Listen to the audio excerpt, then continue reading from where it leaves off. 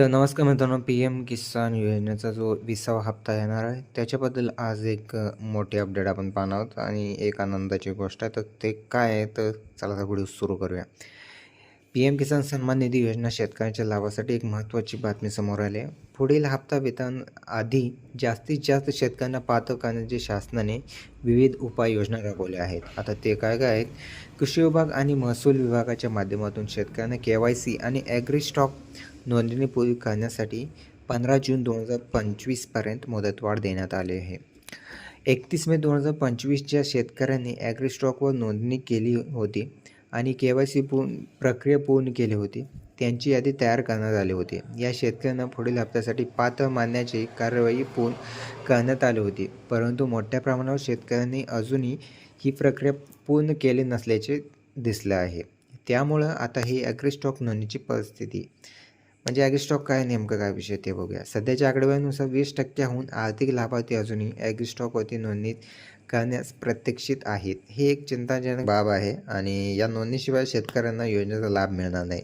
तसेच बऱ्याच शेतकऱ्यांची के-वाय-सी प्रक्रिया अजूनही बाकी आहे. के-वाय-सीचं महत्त्व काय आहे, म्हणजे की पी-एम किसान योजनेसाठी अत्यंत महत्त्वाचे आहे के-वाय-सी. या प्रक्रियेतून शेतकऱ्यांची वैयक्तिक माहिती म्हणजे आणि बँक खात्याची माहिती आणि जमिनीची माहिती हे सगळं तपासलं जातं आहे आणि के-वाय-सी पूर्ण केल्याशिवाय कोणत्याही शेतकऱ्याला योजनेचा लाभ मिळू शकत नाही आहे. के-वाय-सीमध्ये जे कोणकोणते डॉक्युमेंट आहेत ते बघूया. तेच नॉर्मलीच आपण जसं की बघतो Aadhaar card, PAN card, bank passbook, जमिनीची कागदपत्र आणि मोबाईल नंबर. आता ॲग्री स्टॉकचा नेमका काय विषय काय ते बघूया. ॲग्री स्टॉक हे भारतीय सरकारचे एक डिजिटल प्लॅटफॉर्म आहे, जे शेतकऱ्यांच्या सर्व माहिती एकत्रित ठेवते. या शेतकऱ्यावर शेतकऱ्यांची जमीन, पीक पद्धती, शेती संबंधी योजनेचा लाभ इत्यादी सर्व माहिती संग्रहित केली जाते.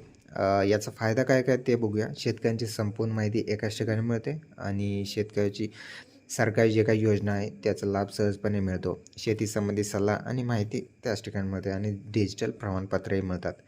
नवीन मुद्देनुसार शासनाने 15 जून 2025 पर्यंत के-वाय-सी आणि ॲग्री स्टॉक नोंदणीची मुदत वाढवल्याचे खालील फायदे आहेत आणि मुदतवाढ केलेली आहे.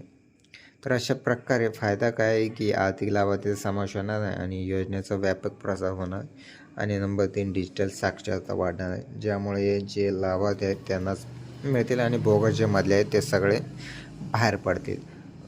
जर तुम्हाला हा व्हिडिओ आवडला असेल तर लाईक करा, चॅनल असेल तर सबस्क्राईब करा. मिळूया पुढच्या व्हिडिओमध्ये. धन्यवाद.